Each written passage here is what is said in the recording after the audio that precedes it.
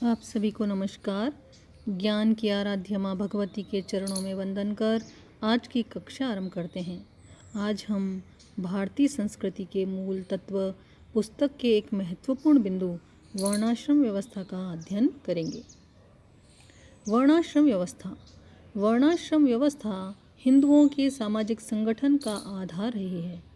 वैदिक काल में कार्य विभाजन की दृष्टि से समाज को 4 वर्णों तथा जीवन को 4 आश्रमों में बांटा गया था। वर्णाश्रम व्यवस्था में वर्ण तथा आश्रम व्यवस्था दोनों ही सम्मिलित हैं।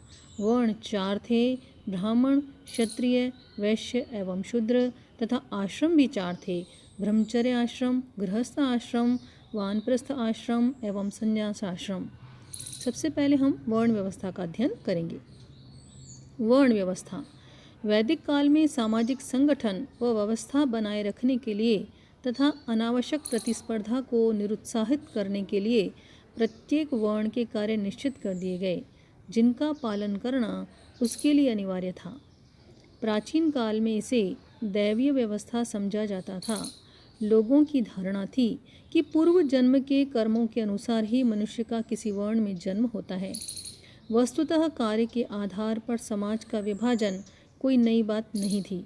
ईरान, रोम एवं जापान में भी ऐसा ही किया गया था। वर्ण के कर्तव्य धर्मशास्त्रों में वर्णों के कर्तव्य इस प्रकार निर्धारित किए गए। जो 4 वर्ण हैं, ब्राह्मण, क्षत्रिय, वैश्य और शूद्र, इनके क्रमशः क्या क्या कर्तव्य थे, इनकी क्या क्या उत्तरदायित्व थे या ड्यूटीज़ थीं, उसके बारे में हम चर्चा करेंगे, पढ़ेंगे। ब्राह्मण वर्ग समाज में सर्वोच्च माना जाता था। उन्हें देवतुल्य माना जाता था। वे धर्म गुरु थे। उनका मुख्य कार्य वेदों का अध्ययन, अध्यापन, यज्ञ करना एवं करवाना तथा दक्षिणा लेना व देना आदि था। समाज के नियमों का निर्माण भी ब्राह्मण वर्ग द्वारा ही किया जाता था। अपने कार्य को छोड़कर दूसरा व्यवसाय अपनाने वाला ब्राह्मण शूद्र कहलाता था। पतंजलि तथा मनु ने वेदों के अध्ययन को ही ब्राह्मणों का मूल तथा पवित्र कर्तव्य बतलाया गया है। अगला जो वर्ण है वो है क्षत्रिय। यह समाज का दूसरा सम्मानित वर्ण था। इसका प्रमुख कार्य शासन संचालन, साम्राज्य में शांति व्यवस्था की स्थापना, जनता की रक्षा करना, दान देना, यज्ञ करना आदि थे। धर्मशास्त्रों ने उन्हें ब्राह्मण वर्ग का आदर करने तथा विलासिता पूर्वक जीवन न बिताकर अपने कर्तव्य का पालन करने के उपदेश दिए हैं। आवश्यकता पड़ने पर क्षत्रिय वैश्य वर्ण के व्यवसाय को अपना सकते थे। अगला जो वर्ण है वह है वैश्य। यह वर्ण समाज में तीसरे स्थान पर आता था। इसके प्रमुख कर्तव्य वेदों का अध्ययन करना, दान देना, यज्ञ करना, व्यापार, कृषि, पशुपालन तथा सूदखोरी का धंधा आदि थे। यह वर्ण भी आवश्यकता पड़ने पर अन्य वर्णों के व्यवसाय को अपना सकता था। अगला जो वर्ण है वो है शूद्र। यह समाज का सबसे निम्न वर्ग था। इस वर्ण का मुख्य कार्य उपयुक्त तीनों वर्णों की सेवा करना था। इस वर्ण को समाज में घृणा व तिरस्कार की दृष्टि से देखा जाता था। उन्हें वेदों का अध्ययन करने, यज्ञ करने तथा शिक्षा प्राप्त करने का अधिकार न था। आगे चलकर शूद्रों को बढ़ईगिरी, चित्रकारी, पच्चीकारी, रंगसाजी आदि व्यवसाय अपनाने का अधिकार दिया गया। महाभारत में शूद्र को शिल्प, कृषि तथा पशुपालन आदि व्यवसायों को अपनाने का भी अधिकार दिया गया। नारद के अनुसार विशेष परिस्थितियों में शूद्र ब्राह्मणों, क्षत्रियों और वैश्यों के कार्य भी कर सकते थे।